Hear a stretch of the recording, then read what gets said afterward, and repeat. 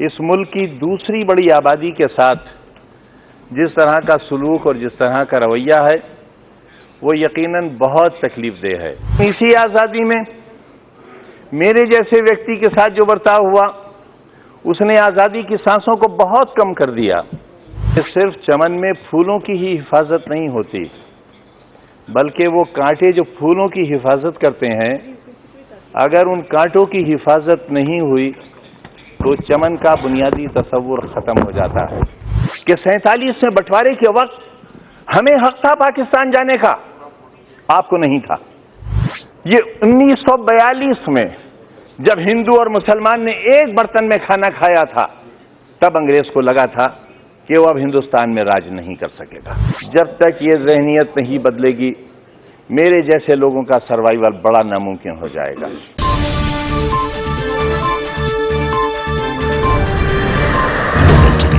Subscribe करें और bell icon दबाएं, खबर जो करे असर।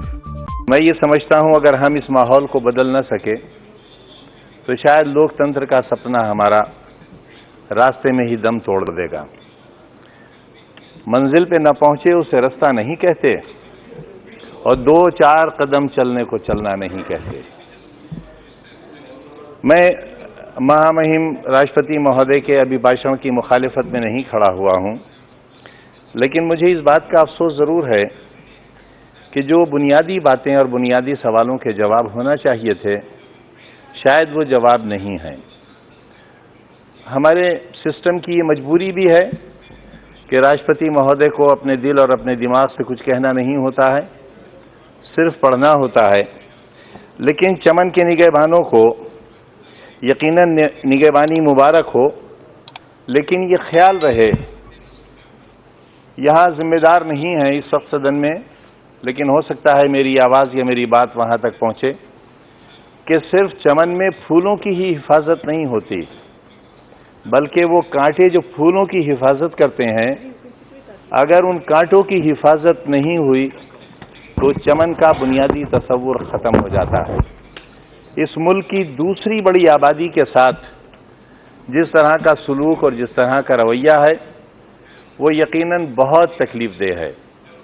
मेरे जैसा व्यक्ति जो एक यूनिवर्सिटी का फाउंडर है, एक ऐसा मेडिकल कॉलेज बनाया है, आप देखेंगे तो राष्ट्रपति भवन शायद अच्छा न लगे, जहां बच्चे पढ़ेंगे, जहां प्रधानमंत्री जी बैठे हैं उस जैसा हो। तकरीबन 500 एकड़ ज़मीन पर एशिया का लगभग सबसे खूबसूरत विश्वविद्यालय है और ये मैंने इस तरह बनाया है मान्यवर, हाथ और दामन फैलाकर। मेरे बच्चों के 4 CBSE बोर्ड के स्कूल चलते हैं, 300-350 रुपए की फीस लेता हूं। जिनके माँ बाप नहीं हैं उन्हें मुफ्त पढ़ाता हूं, उन्हें ड्रेस मुफ्त देता हूं, उन्हें किताबें मुफ्त देता हूं। माँ बाप में से एक नहीं है तो 50% कंसेशन है। सड़क पर पत्थर तोड़ने वाला, रिक्शा चलाने वाला, मजदूरी करने वाले का बच्चा और बच्ची पढ़ता है तो मात्र 20 रुपया दिए जाते हैं। लेकिन इसी आज़ादी में मेरे जैसे व्यक्ति के साथ जो बर्ताव हुआ उसने आज़ादी की सांसों को बहुत कम कर दिया। इसलिए मैं कहना चाहता हूं आपसे कि बार बार 1947 का जिक्र हुआ है, यहाँ आज़ादी के 70 सालों का जिक्र हुआ है। हमारा बहुत विवाद है कांग्रेस से, बहुत नाराजगी है। मुरादाबाद से लेकर अयोध्या तक बहुत से सवालात हैं जिसका जवाब नहीं है उनके पास। लेकिन ये नहीं कहा जा सकता कि सिर्फ विकास का काम इन्हीं 5 वर्षों में हुआ है। विकास बहुतों ने किया है। जब देश आजाद हुआ था तो हमारे पास लकड़ी के पहियों की गाड़ियां थीं, हमारे पास इतने भी हथियार नहीं थे कि 47 के बंटवारे में जो खुरेजी हो रही थी उसे हम रोक सकते हों। बहुत आसान है किसी पर कटाक्ष कर देना, लेकिन सच्चाई की आंखों से भी देखना पड़ेगा मान्यवर। और मैं ये कहना चाहता हूं सदन के उन तमाम साथियों से और उत्तर प्रदेश के जो जीत कर आए हैं वो मुझसे व्यक्तिगत तौर पर वाकिफ हैं, और मैं इस सदन में कहना चाहता हूं कि मेरे पूरे राजनीतिक जीवन में अगर सुई के नोक के बराबर भी कहीं बेईमानी, रिश्वत और कोई भ्रष्टाचार या व्यक्तिगत रूप से किसी के साथ कोई ज्यादती की हुई सरकारी कलम के साथ हो तो मैं अभी इसी सदन को छोड़ने के लिए ऐलान करता हूं। मैंने सुना नहीं, वरना मैं आपका जवाब दूंगा। मैंने मान्यवर बहुत साफ सुथरी जिंदगी गुजारी है, वरना इतना लंबा राजनीतिक सफर तय करने के बाद मैं देश की सबसे बड़ी अदालत में खड़ा हुआ नहीं होता। मैं उन उठने वाली आवाजों से भी कहना चाहता हूं कि 47 में बंटवारे के वक्त हमें हक था पाकिस्तान जाने का, आपको नहीं था। हमें हक था, लेकिन हमारे अजदाद ने यह तय किया कि यह वतन हमारा है। हमारे अजदाद की कब्रें हैं यहां, हमारे बुजुर्गों के मज़ारात हैं यहां। जामा मस्जिद है दिल्ली की, ताजमहल है, किले हैं, हमारे बुजुर्गों की यादें हैं, और यही आज धरोहर है हमारे भारत की। वही लोग गद्दार हो गए, उन्हीं का नाम लेकर सड़कों पर मारा जाने लगा। हम अपनी मर्जी से रुके थे, हमें किसी ने जबरदस्ती नहीं रोका था। जो अपनी मर्जी से रुके उनके लिए आज ही सदन में यह कहा गया कि जो वंदे मातरम नहीं कहेगा उसे भारत में रहने का अधिकार नहीं होगा। बहस वंदे मातरम की नहीं है। मेरी बात तो सुन लें आप, मेरी बात सुन लें, हो सकता है आपको शर्मिंदगी हो। बात वंदे मातरम की नहीं है मान्यवर। अगर कानून की बात करूं तो सुप्रीम कोर्ट कहता है कि वंदे मातरम के लिए मजबूर नहीं किया जा सकता, सबसे बड़ी अदालत वो भी है। लेकिन अगर आपने इतिहास पढ़ा हो, रेशमी रुमाल तहरीक, हिंदुस्तान को आजाद कराने के लिए कितने उलमा ने फांसी के तख्ते चूमे थे, कितने लोग मारे गए थे। देश में न जाने कितनी मिट्टी की पहाड़ियां वो हैं जिनमें हमारी लाशें आज भी सड़ गई होंगी, लेकिन उनमें दफन है।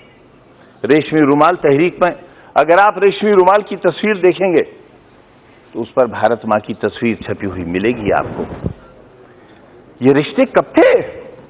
ये 1942 में जब हिंदू और मुसलमान ने एक बर्तन में खाना खाया था, तब अंग्रेज को लगा था कि वो अब हिंदुस्तान में राज नहीं कर सकेगा, और 1942 से ही उसने अपना बिस्तर बांधना शुरू कर दिया था, और 1947 में हिंदुस्तान आजाद हो गया था। हम आज भी एक ही मोहल्ले में रहते हैं, एक घर में बैठते हैं, हमें किसी को एक दूसरे से डर नहीं लगता।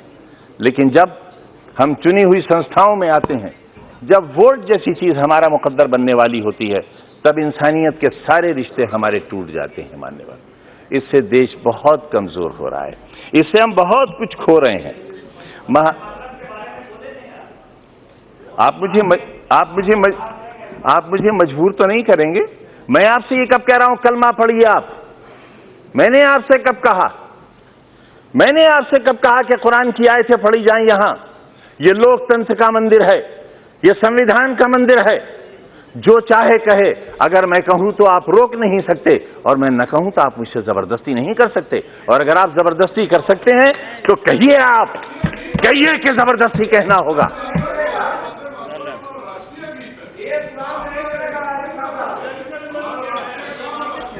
मान्यवर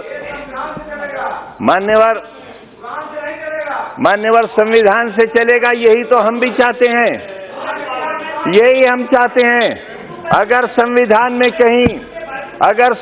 में कहीं किसी मजहबी किताब का कोई श्लोक, कोई आयत पढ़ने के लिए कहा गया हो, मैं सबसे पहला व्यक्ति हूंगा जो इस हुक्म पर नतमस्तक करूंगा। मानो संविधान को। मैं भी यही कह रहा हूं, हमें संविधान को मानना चाहिए, और जो लोग संविधान को नहीं मानेंगे वो देश के साथ अच्छा नहीं करेंगे, क्योंकि ये देश बहरहाल सबका है। पूरा जिस्म हाथों से बना हुआ नहीं है, पूरा जिस्म पैरों से बना हुआ नहीं है। शरीर का एक हिस्सा खत्म कर दिया जाए, इंसान इंसान नहीं रह जाएगा। हिंदुस्तान एक बेहतरीन इंसान है, इसे बेहतरीन इंसान बना रहने दिया जाना चाहिए।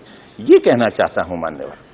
प्रधानमंत्री जी को, भारतीय जनता पार्टी को दूसरी सरकार बनाने के लिए बहुत मुबारकबाद। लेकिन ये याद रहे कि जिम्मेदारियों का बहुत बोझ है उनके कंधों पर। जो कहा जाए वो किया जाए। किसी को गलत नाम से, मैं एक छोटा सा व्यक्ति, भैंसे भी पालता हूं। प्रधानमंत्री जी को जनसभा में मेरी भैंसों का ख्याल रहा, मेरा ख्याल नहीं रहा मान्यवर। 4-4 साल के मासूम बच्चों को जिलाधिकारी और एडीएम स्कूल के अंदर कान पकड़कर उठा ले। यही है कानून का राज, यही है कानून का राज। ये 3 तलाक की बात नहीं कर रहा हूं मैं, शिक्षा के अधिकार की बात कर रहा हूं। एक दरवाजा जो सरकार के पैसे से बना हो, जिसे सरकारी संस्था ने बनाया हो। मुंशी प्रेमचंद की जबान थी उर्दू। उर्दू मुसलमानों की जबान नहीं है, मुसलमानों की जबान है अरबी। उनके कुरान की जबान है अरबी। उर्दू मुसलमानों की जबान नहीं, हिंदुस्तानियों की जबान है। इनकलाब जिंदाबाद की जबान है। इस जबान के साथ तासुब। उर्दू गेट बना हुआ है, तोड़ दिया जाएगा। सरकार से बना हुआ, सरकार के पैसे से और सरकार की संस्था से बनाया हुआ दरवाजा गिरा दिया जाएगा, गिरा दिया जाएगा। मान्यवर, कैसे कानून का राज चलेगा? मासूमों को कान से पकड़कर उठा दिया जाएगा। मान्यवर, कैसे आप शिक्षा देंगे?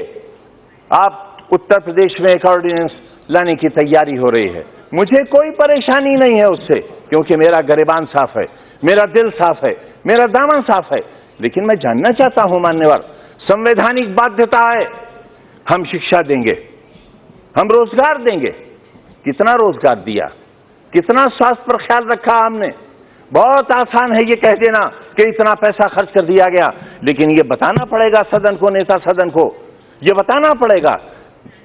गोरखपुर में बच्चे क्यों मर गए? इलाज क्यों नहीं हो सका? मुख्यमंत्री के क्षेत्र में क्यों इतनी मौतें हो गई? बिहार में इतनी मौतें क्यों हो गई? कितनी?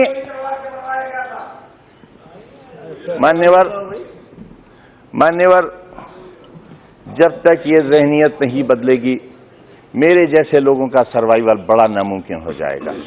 लेकिन मैं क्योंकि चुना हुआ व्यक्ति हूं मान्यवर, और इसलिए भी मैं बहुत अहमियत के साथ इस बात को कह रहा हूं कि एक कमीशन बिठाएं आप। लोकतंत्र के इस पर्व पर जो हुआ है मेरे यहां, 15 दिन तक बराबर एडमिनिस्ट्रेशन ने जो नंगा नाच किया है, मारा है लोगों को, बहुत एक वर्ग के लोगों को। रामपुर शहर के अंदर, स्वार के अंदर, टांडा के अंदर, दड़ियाल के अंदर आप बिठाएं कमीशन, हमारा भी रोल देखें, जिला अधिकारी का रोल भी देखें। शौकिया मारा है लोगों को, दरवाजे तोड़कर घुसे हैं लोगों के अंदर। 77,000 रेड कार्ड दिए हैं पुलिस ने दरवाजे के अंदर घुसकर, और 77,000 परिवारों से ये कहा कि वोट डालने के लिए नहीं निकलोगे। जहां 77,000 परिवार वोट डालने के लिए नहीं निकलेंगे, लोकतंत्र कहां बाकी रह जाएगा? कैसे? अगर ये झूठ है मान्यवर, ये भी नोट किया जाए, कमीशन का हिस्सा माना जाए इसे। अगर 77,000 परिवारों को रेड कार्ड देकर वोट डालने से वंचित न किया गया हो, तो जो सजा ये सदन चाहे तय कर ले। मान्यवर, इसलिए मैं कह रहा हूं आपसे कि लोकतंत्र का बचना जरूरी है, और लोकतंत्र आवाजों से नहीं बचेगा। मान्यवर, लोकतंत्र तब बचेगा जब फांसी के तख्तों पर चढ़ने से पहले शहीद भगत सिंह का वजन लिया जाएगा तो 5 पाउंड वजन बढ़ चुका होगा। इससे साबित होता है देश की आजादी कैसे हुई थी। आपस के रिश्तों को नहीं संभालेंगे, देश खुशहाल नहीं रह सकता। मैं कहता हूं, ये पूरा शरीर हिंदुस्तान है। मेरे शरीर के 5वें हिस्से पर अगर फालिज लग जाएगा तो ये कामयाब हिंदुस्तान और सेहतमंद हिंदुस्तान नहीं होगा। पूरी दुनिया का कोई व्यक्ति इसे सेहतमंद हिंदुस्तान नहीं कहेगा। एक आवाज 3 तलाक के लिए आई थी मान्यवर, कोई 1 तलाक मानता है माने, कोई 2 मानता है माने, कोई 3 मानता है माने, नहीं मानता है मत माने। मैं ये कहता हूं कि यह हमारा व्यक्तिगत मामला है। इस पर कुरान जो हुक्म देता है, जो कुरान फैसला करता है, जो कुरान राय देता है, उस राय से हटकर कोई बात कबूल नहीं की जाएगी, हरगिज नहीं की जाएगी, हरगिज नहीं मान्यवर। और मैं एक बात और भी कह दूं, ये जो महिलाओं के बड़े हमदर्द बनते हैं, महिलाओं की बड़ी वकालत करते हैं, महिलाओं के दुख, उनके दर्द और उनकी तकलीफों के बारे में भी बताएं, सबरीमाला के बारे में बताएं। जो आखिर सबरीमाला में एक पैमाना और मुस्लिम तलाकशुदा औरतों के लिए मान्यवर, मैं आधा मिनट लूंगा आपका। मुझे तो इस बात का मान्यवर, मुझे इस बात का भी अंदेशा है मान्यवर, मुझे इस बात का अंदेशा है कहीं ऐसा ना हो देश अपने आप को शादी के बंधन से अलग कर ले। मान्यवर, कहीं ऐसा ना हो कि शादी, ब्याह, निकाह और मंडप से लोग डरने लगे और हमारे यहाँ मान्यवर, हमारे यहाँ शादी का रिवाज ही खत्म हो जाए और लिविंग रिलेशंस को लोग पसंद करने लगें। आइए अपनी सभ्यता को, अपनी संस्कृति को वापस लाएं और अपने रिश्तों को वापस लाएं और एक अच्छे हिंदुस्तान की परिकल्पना करें। बहुत बहुत शुक्रिया।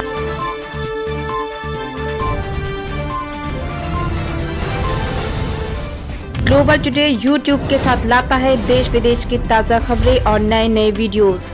हमें सब्सक्राइब करें और ताज़ा खबरों के लिए बेल बटन दबाएं। Global today.